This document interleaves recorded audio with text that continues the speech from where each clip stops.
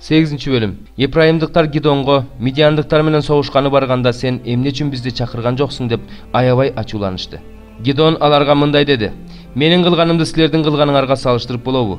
Абиезер жыйнап алган жүзүмгө караганда Епрайым терип алган жүзүм артык эмеспи?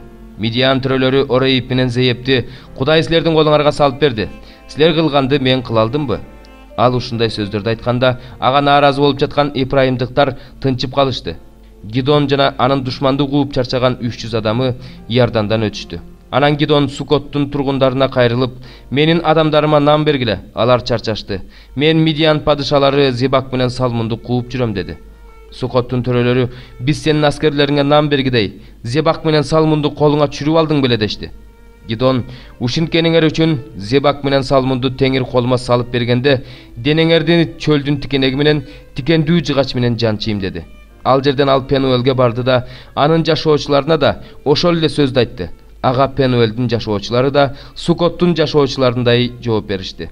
Ал Пенуэлдин жашоочуларына да жеңиш менен кайтканымда бул мунараны талкалайм деди. Зебак менен Салмун чыгыш элдеринин кошуундагы аман калган 15 миңге жакын аскери менен каркорду эле. Кылычты кынынан сууруй алгандардын арасынан 120 миң адам өлгөн. Гидон Нобах менен Жокбеянын чыгыш тарабындагы чатырларда жашагандардын жолу менен барып, бейкапар жаткан кошуунду талкалады. Зебак менен Салмун качып жөнөдү. Гидон Мидиандыктардын эки падышасы Зебак менен Салмунду кууп жетип, колго түшүрүп, бүт кошуунду дүрбөлөңгө салды. Жааштын уулу Гидон Херес дөңсөөсүнөн согуштан кайтып келип, Сукоттон бир жаш жигитти кармап алып сурак алды. Ал Сукоттун 77 төрөсүнүн жана аксакалдарынын тизмесин жазып берди. Анан ал Сукоттун тургундарына келип, Зебак менен Салмун мына: Булар үчүн мени сенин алсыраган аскерлериңе нан бергидей, Зебак менен Салмунду колуңа чүрүп алдың беле деп шылдың кылгансыңар деди да, шаардын аксакалдарын, Сукоттун тургундарын чөлдүн тикенеги менен, тикендүү жыгач менен жазалады. Пенуэл мунарасында талкалап, анын тургундарын да өлтүрдү. Анан Зебак менен Салмунга: Силер Табордо өлтүргөн кишилердин сырткы көрүнүшү кандай эле деди.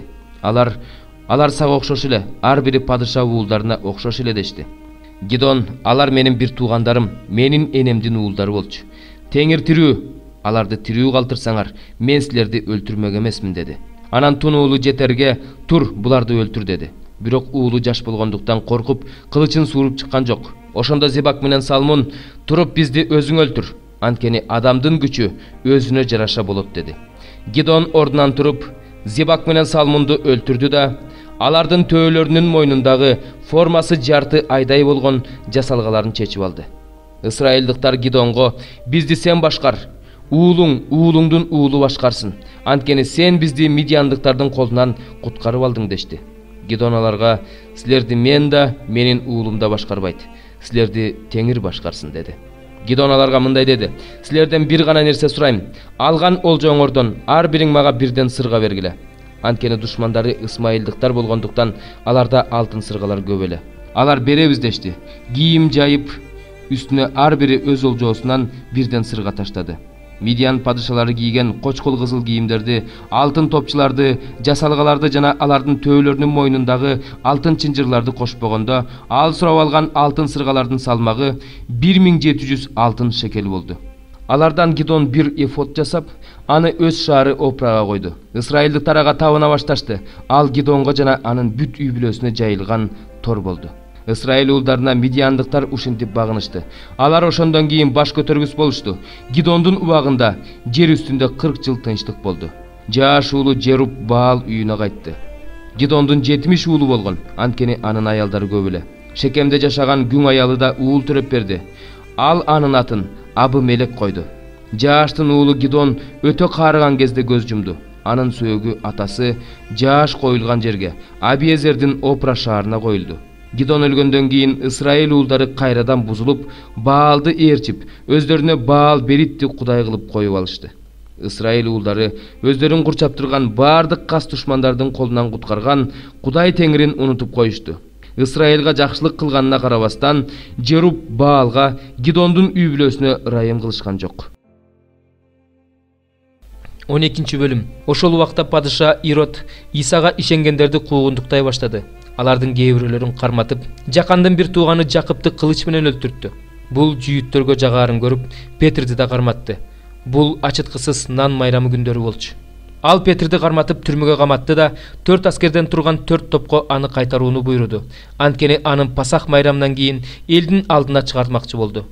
Ошентип Петр камакта жатты. Ал эми жыйын бул учурда Кудайга үзгүлтүксүз сыйынып турду. Ирод аны элдин алдына чыгармакчы болгон күндүн мурунку түнүндө Петр 2 чынжыр менен кишенделип, 2 аскердин ортосунда уктап жатты. Эшиктин алдында болсо күзөтчүлөр кайтарып турушту. Бир маалда Теңирдин периштеси пайда болуп, түрмөнүн ичи жаркырап кетти. Периште Петрди капталга түртүп ойготуп, тезирээк тургун деди. Ошондо анын колдорунан чынжырлар түшүп калды. Периште ага куруңду курчанып, бүт кийимиңди кийгин деди. Ал анын айтканын кылды. Андан кийин периште ага кийимиңди кийип мени ээрчигин деди. Петр аны ээрчип сыртка чыкты. Бирок ал периште кылып жаткан иштин чыны менен эле болуп жатканын түшүнгөн жок. Анткени ал көрүнүш көрүп жатам деп ойлоду. Биринчи, экинчи күзөттөрдөн өтүп, экөө шаарга чыгуучу темир дарбазага келди. Дарбаза аларга өзүнөн өзү ачылды. Алар сыртка чыгып, бир көчөдөн өтүштү. Күтүлбөгөн жерден периште жок болуп кетти. Ошондо Петр өзүнө келип, Теңир өз периштесин жиберип, мени Ироддун колунан жана жүйүт эли күтүп жаткан нерсенин бардыгынан куткарганын мен эми чындап түшүндүм деди.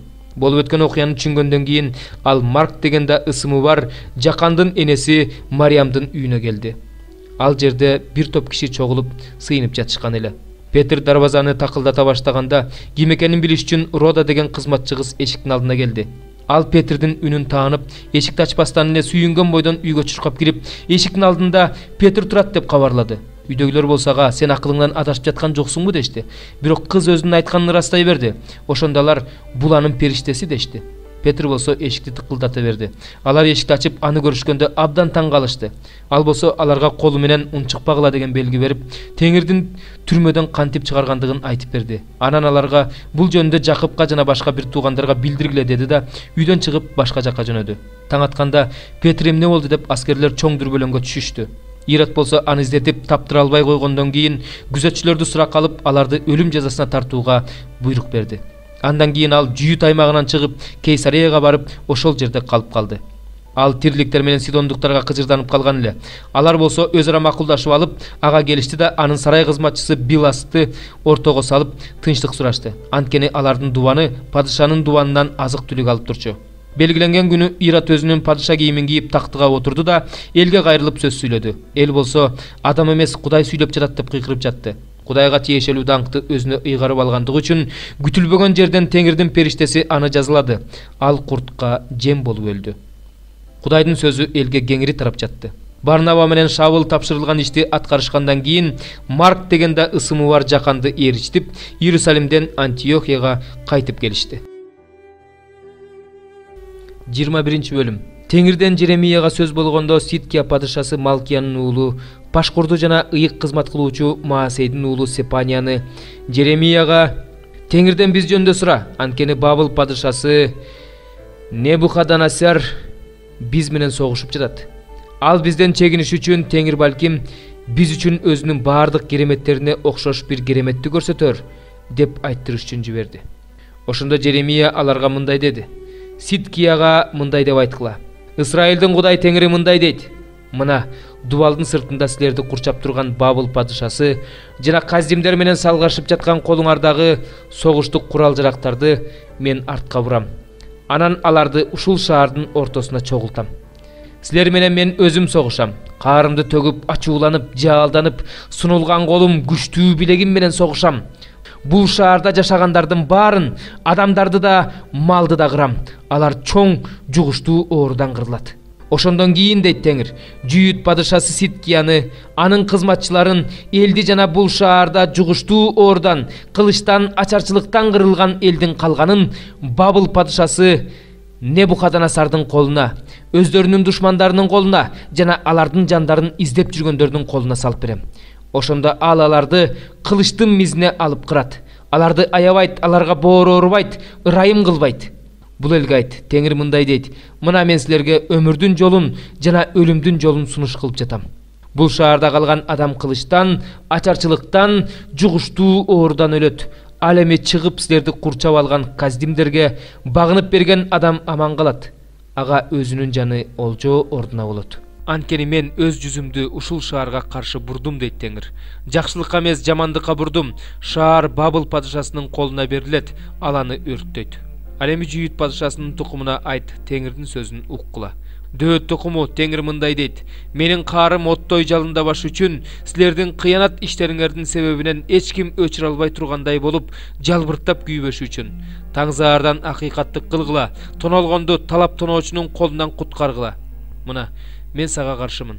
Өрөөндүн тургуну түздүктүн аскасы дейт Теңир. Бизге ким каршы чыга алат жана биздин турагыбызга ким кире алат деп айткан силерге каршымын. Бирок мен силерди иштериңердин жемиштерине жараша жазалайм дейт Теңир. Силердин токоюңарга от коем, ал от анын тегерегиндегилердин баарын жалмайт. 7 бөлүм. Иерусалимден келген фарисейлер менен кээ бир мыйзам окутуучулар Исанын жанына чогулушту. Алар Исанын кээ бир шакирттеринин таза эмес колдору менен, башкача айтканда, кол жуу расмисин кылбай тамактанып жатканын көрүп калышты. Анткени фарисейлер жана бардык жүйүттөр ата-бабаларынан калган салт боюнча кол жуу расмисин кылмайынча тамак жешпейт. Базардан келгенден кийин да кол жуу расмисин кылмайынча тамак жешпейт. Алар ошондой эле чөйчөктөрдү, кумураларды, казандарды жана отургучтарды жуу сыяктуу көптөгөн салттарды кармашат. Ошондуктан фарисейлер менен мыйзам окутуучулар Исадан: эмне үчүн сенин шакирттериң ата-бабалардан калган салтты сакташпайт? Эмне үчүн алар кол жуу расмисин кылбай тамак жешет деп сурашты. Иса аларга мындай деп жооп берди: бул адамдар мени тили менен урматташат, бирок алардын жүрөктөрү менден алыс. Алардын мени урматтаганы бекер, анткени алардын үйрөткөнү адамдык эрежелер. Деп Ишая 200-дүлөр силер жөнүндө туура пайгамбарчылык кылган. Анткени силер Кудайдын осуятын таштап, адамдык салттарды, кумура менен чөйчөктөрдү жуу жана башка ушул сыяктуу салттарды кармайсыңар. Аларга мындай деди: өзүңөрдүн салтыңарды сактоо үчүн Кудайдын осуятын четке кагып жатканыңар жакшыбы? Анткени Муса: ата-энеңди сыйла, атасына же энесине тил тийгизген адам өлүм жазасына тартылсын деп айткан. Силер болсо, ким атасына же энесине корбан, менин сага берер нерсемдин баары Кудайга багышталган десе, ал өзүнүн атасына же энесине эч нерсе кылбай эле койсун дейсиңер. Ошентип өзүңөр кармаган салтыңар менен Кудайдын сөзүн четке кагып жатасыңар. Ушул сыяктуу көп нерселерди жасап жатасыңар. Анан кайрадан элдин баарын жанына чакырып: баарыңар мени угуп түшүнүп алгыла. Адамды сырттан кирген нерсе арам кылбайт, тескерисинче ичинен чыккан нерсе арам кылат. Кимдин кулагы бар болсо ал уксун деди. Иса элдин жанынан кетип, үйгө киргенде шакирттери андан үлгү насаат аңгеме жөнүндө сурашты. Иса аларга: силер дагы эле түшүнө элексиңерби? Адамды сырттан кирген нерсе арам кыла албастыгын кантип эле түшүнбөйсүңөр? Анткени тамак анын жүрөгүнө эмес, ашказанына кирет, анан сыртка чыгат деди. Иса бул сөздөр менен тамактын баары таза экенин билдирди. Анан Иса сөзүн улап: адамды ичинен чыккан нерсе арам кылат. Анткени ичтен, адамдын жүрөгүнөн жаман ойлор, ойноштук кылуу, бузуктук кылуу, киши өлтүрүү, уурдоо, кошомат кылуу, ачуулануу, куулук, дүнүйөкордук, көрө албастык, Кудайга акарат келтирүү, текебердик, акылсыздык чыгат.